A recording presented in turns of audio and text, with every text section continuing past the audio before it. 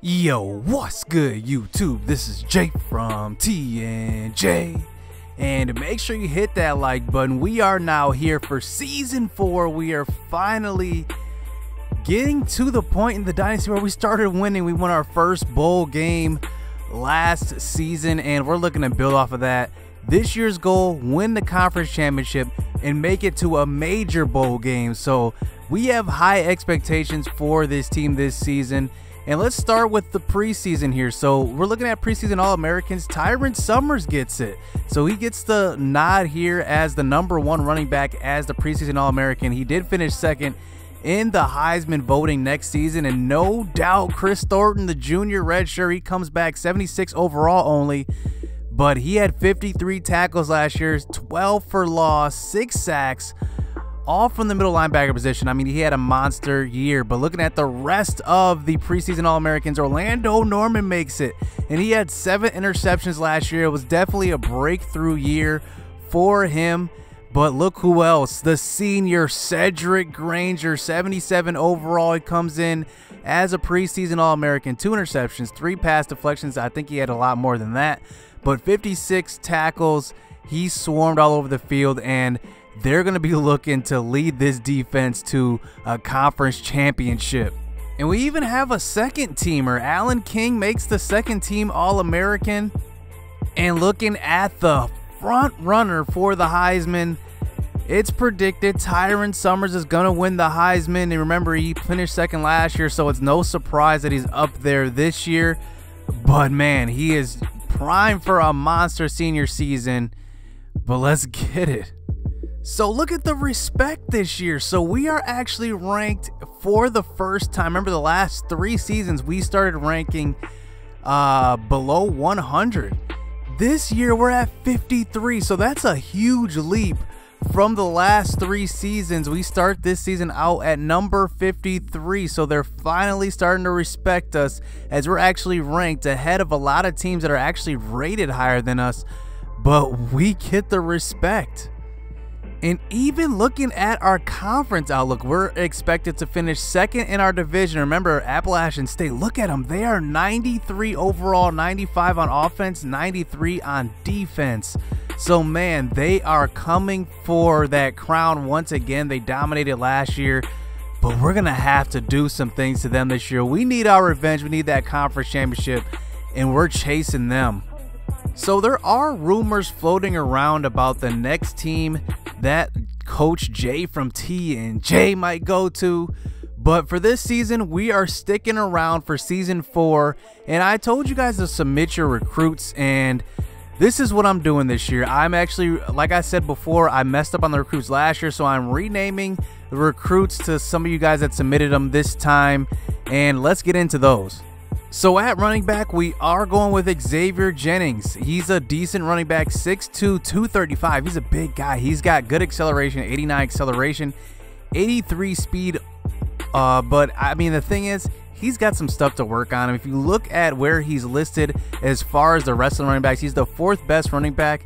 So it's kind of a long shot for him to play this year, because he's got 2 seniors ahead of him. Keith Sowrick is junior, and then Jimbo Brown is a junior as well.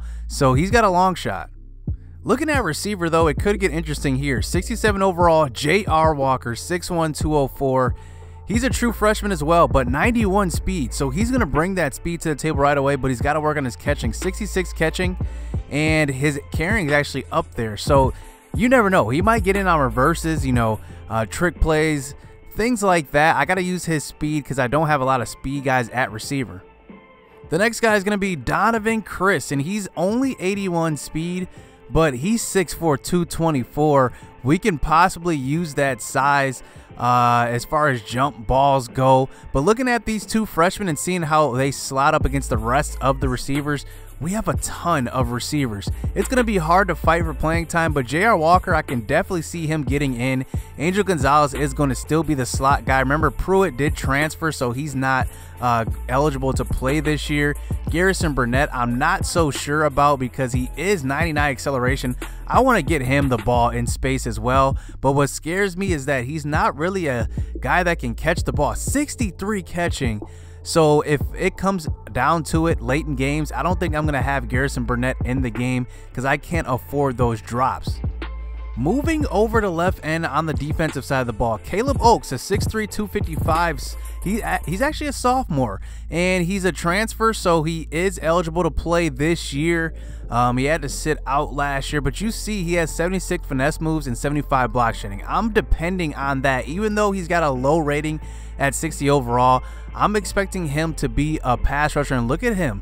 He's got a transfer in front of him, John Outlaw, but he's not eligible to play, so he's going to get some playing time this season. Then moving over to the defensive tackle position, Colton Perez, another freshman. So, you know, he doesn't do anything too well, but he's got a lot of room to grow. At 61 overall, he's got 73 power moves, so at least he can do that. But I mean, looking at who he's behind the senior Kenneth Ruff, who is looking for a bounce back year, but he's definitely going to get some playing time. I'd say behind Kenneth Ruff at the defensive tackle position, he doesn't have much competition besides James Burks, but we'll see. So this is where you will see the most out of our freshmen at the linebacker position, and we're starting out with Mike Specht. He is a really good outside linebacker. You look at him, 79 speed, 85 acceleration, 74 tackling. He just does everything well. And here's the thing, he's gonna be in line to probably be the starter. You know, Oliver Saxon, he had a pretty good season last year. Let's look at his stats. He had 5 sacks, 8 tackle for losses, but I think he's gonna rotate in with Mike Specht a little bit. We got to use that talent. We can't let that go unnoticed. Then moving over to the middle linebacker position, we have Paul Ruffino, 5'9", 215. He's got 80 speed. He's got decent speed. This is the thing. We have 2 speedy middle linebackers here along with Micah Went. So 2 freshmen. They're going to be rotating in quite a bit. I like Micah Went because he does have good acceleration. He does have good play recognition too at 75. If you look at that compared to Paul Ruffino, only 64. So that's a big difference, but the only thing is Paul Ruffino has a little bit more zone coverage with 71, and Micah Went is more the physical guy. He can, you know, come up. He's bigger, 6'4", 235. So behind Chris Thornton's going to need some help at the middle linebacker position. So look for those 2 freshmen along with our man Mike Specht, who's going to be the starter. Probably the guy that has the biggest long shot of getting any playing time this year is James Will Smith. And this guy is, you know, he's not bad, but he's not great at anything. I think he can use a year of development. But at 74 hit power, he can definitely hit like a safety. He's got 70 tackling, which is pretty good for a freshman. But he doesn't have the speed. I think he's going to develop a little more. Cedric Granger is obviously the starter at strong safety, but we do want to get some other guys some more playing time. Kind of like Derek Armstrong. Derek Armstrong is actually going to play a lot of nickel too because he's a good defender. I feel like he's got good zone cover, 74, but his man could definitely use some help. But he's got good play recognition at 60 or 76, and I think he's going to earn his playing time as the year goes on for sure. Then looking at kicker, Rodrigo Dos Santos. So this is the thing that we wanted to address a little bit. And he's got decent kick power and decent kick accuracy, 82 and 82. Compare that to Preston Lang. He's got 80 and 71. So it's definitely a little upgrade. I do feel a little bit salty about it because, I mean, there were a lot of drives last season that, you know, we could have had 3 points, but Preston Lang didn't have the leg strength back then. But now Dos Santos, we put him in there, and hopefully he can hit those kicks. So let's look at the depth chart going into this season, and we do have a little bit of a quarterback controversy. The senior Kashawn Curtin, he led us to a pretty good season last year, but he's not the best rated player. Kevin Black is actually the highest rated player in our quarterback group, and if you look at him, I mean, it's a pretty significant difference. Difference is about 4 overalls. The only thing that Curtin really has on them is the speed. And I'm banking on that because, look, I mean, this is a big difference. 73 acceleration to 59. That means that Curtin's going to avoid sacks a lot easier than the other 2. So we're riding with the senior in this one. He's got the leadership. He's got the experience. And I like that. Tyron Summers, Jimbo Brown, and Keith Cyrus Jr. That's going to be the ordering of this running backs group going into this season with Brett Mason at fullback going to his senior season. But looking at receivers, so this is where it gets interesting. Justin Johnson is going to be first. Mike Harris is going to be second, just like last year. But Angel Gonzalez is actually going to slot up into that third spot that Sam Forbes had last year. And Angel Gonzalez, I'm ready for him to have a really good year. Look at these identical numbers. He had 28 receptions 2 years in a row, 1 yard difference between his freshman and his sophomore year, 14.4 yards reception both years, and he went down in receiving touchdowns, down 3. So I think he's gonna have a huge year, to be honest. I haven't had a 1,000-yard receiver yet, and I think that Angel Gonzalez has a chance to be that. Garrison Burnett is gonna be 4th on the depth chart. The reason why is because he just can't catch. I mean, that's the thing. I don't know how much he's gonna get on the field, but he's gonna be 4th there, as J.R. Walker, the freshman, is going to be at that 5th spot. And you never know, if he can show up in games, he might overtake that 4th spot in Garrison Burnett. So looking at the tight end position, Jack Kleck is returning for his senior season, 87 awareness, and that's really important, especially in the run game and the passing game. Cameron Dixon is a senior as well, and he's coming in as the backup in Byron Dunlap, a sophomore at the 3rd string. So our offensive line is a little bit different. Alex Snyder is the starter at left tackle, and he's only 66 overall. If you look at the rest of his ratings here, let's go over to that. I mean, we don't have a really good, impressive offensive line group. And if you look at it, 79 pass block, 73 run block, 71 impact block, it's not really impressive, but we'll see how that goes going into the season and seeing how he does. O'Connor is returning for his senior season as well at 6'6", 298. Holden McGroin is still the starting center, but a new right guard, Jared Allen, the sophomore. He's going to be a pretty good addition, to be honest, because he's big, he can move a little bit, and I think that he adds an element, you know, as far as, you know, pulling guards that we really didn't have last year. We ran a lot of up the middle handoffs to Tyron Summers and Jimbo Brown. Now we can kind of pull to the outside, so we'll see how that goes. Then at right tackle, Michael Parker is coming in as a redshirt sophomore on the right side of that offensive line. So looking at left end, so remember I pointed out Caleb Oaks at left end. He's number 97, a sophomore. He was a transfer. He finally gets his spot to shine. But Keir Patterson is going to slot over ahead of him. Keir Patterson actually had a pretty good year last year. You look at him now, he's pretty good at everything. And he's a sophomore too. He's pretty good. And I'm looking for him to bolster those 3 sacks, probably double that. I want to see a 6-7 sack season. I want to see that out of him. I want to see that production. And I think he can probably do it. Looking at the right end here, Peter Gonzalez, and he hasn't put together a solid season, but I think he's just solid. I think he plugs up holes. He's not really a stat guy. He's more of those guys that it's pretty much unsung, and we'll see how he does. So I'm actually going to put Trey Jefferson as the backup here. He's going to move over to the backup right end. So you never know. Trey Jefferson could eventually move into that starting role, but he's only 59 overall. He'd really have to really show me something to really get into that spot. But at 79 power moves, he does have a good rating there. So looking at defensive tackle, Kenneth Ruff is returning for his senior season. And you look at him, he's 94 acceleration, 83 overall, 81 speed at the defensive tackle position. That is just rare. I want to see him break out. I want to see him build off of a okay season. I mean, he had 14 tackles, 5 tackles for loss. But, you know, a lot of those tackles came within like the first 4 games. Then he kind of fizzled off.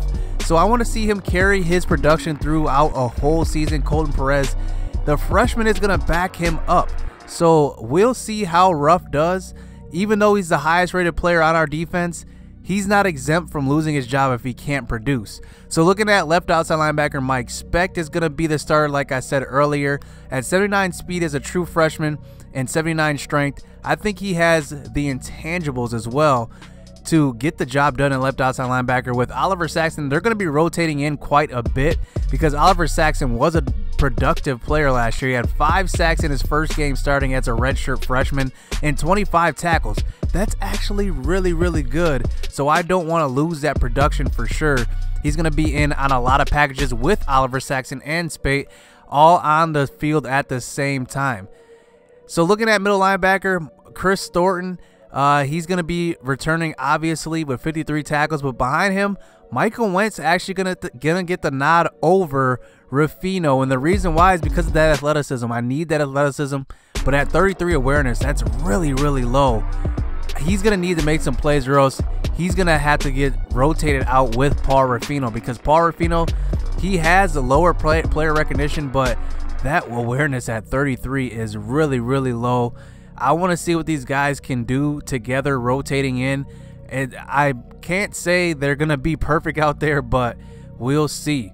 So looking at the right outside linebacker, Eric Hughes is returning for his senior season. He had his first dose of playing time last year, and he did pretty good. 4 sacks, 8 tackles for losses, 20 tackles. I think that's a pretty good season. And then Oliver Saxton is going to be backing him up as well. So this is where it gets really, really interesting. So Xavier Davis is actually going to take over on the right side of the field at cornerback. And here's why. He had the greatest offseason I've ever seen. He's at a 99 awareness. Look at this. So I'm expecting him to make huge plays for our defense at 99 awareness. He's got to make big plays. I want to see takeaways, and I have big expectations for him on the outside. But at 85 speed, that is his Achilles heel. Hopefully he can use his body and his awareness to, deter people from throwing his way and making plays when people do. So going over to the left side, Orlando Norman is going to stick on the left side. Remember, his freshman year, he was on the right side, but he's a better left cornerback, and I think that he's going to build off of that 7 interception season. And look at him. He's at 97 awareness, 92 man, 87 zone. Pretty good. But where does that leave Malik Great? The former transfer, he was our best cover corner coming into last season, but he just didn't show it. He gave up a lot of big plays. He didn't really, show up in the stat sheet as far as interceptions. He only had 2. And I just think that he's better suited for the slot. And he's kind of a playmaker coming over as a transfer, but he's still slight of frame, 6 foot 170. I want to see him in the slot covering a lot of these, faster corners and buckling down in the flats when he needs to. So looking at free safety, the second team All-American Alan King comes back for his junior season, and he's only 5'7", 163, and he's probably going to add a little bit more weight going into the season, but right now that's what he's at. And then Brandon Jones, the backup cornerback, he's actually going to play a little backup safety here with 90 awareness. He's actually pretty good there. But then looking at the strong safety position, Cedric Granger, no surprise there with Brandon Jones backing him up. So in case of, break glass, Cedric Granger does get hurt, or Alan King, Brandon Jones is going to step up in that safety position. Looking at kicker, Rodrigo Dos Santos is going to be the kicker. And actually, Preston Lang is going to move over to punter. So he's going to be the punter this year, as, it's different. It's going to be different. We have 3 special teams guys who can kick. Dos Santos, Dominguez, and Preston Lang all can kick pretty, fairly evenly, to be honest. But looking at kick returner, Alan King is returning for his junior year at returner. Garrison Burnett is actually going to return behind him.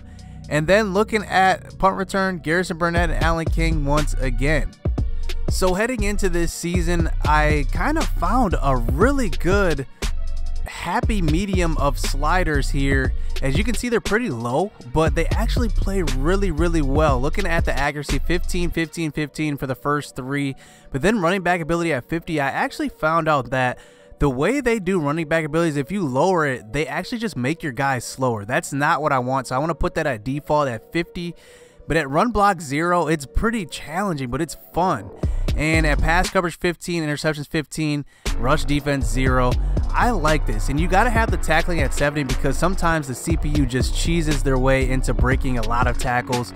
So looking at the CPU, this is what it's going to be to make it realistic. I do have the quarterback accuracy at 40. The Heisman cheese does come through a lot. Trust me. Looking at pass blocking at 50. Wide receiver catching at 50, running back ability at 85. It's a pretty good medium there at 85.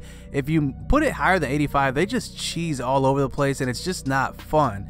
And then looking at run blocking ability at 50, pass coverage at 100, and that makes it really challenging. And then interceptions at 50, rush defense at 100. So it's going to be a challenging season. And these were the sliders we kind of ended the season on last year, and they played really well. I gotta say, every game was close. The computer wasn't doing dumb stuff. They weren't really cheating too much. They just, you know, played pretty realistic. So you don't want to miss any action going into this season. This is a big year for us, and we will talk about recruiting a little bit later, but we are not doing the custom recruits this season because I do not know the future of Coastal Carolina. It's Jay from T&J at Coastal Carolina, because there are rumors of what he's going to do next, so you don't want to miss any of that action. So stay tuned, hit subscribe, hit that like button. Season 4, let's get it, let's go.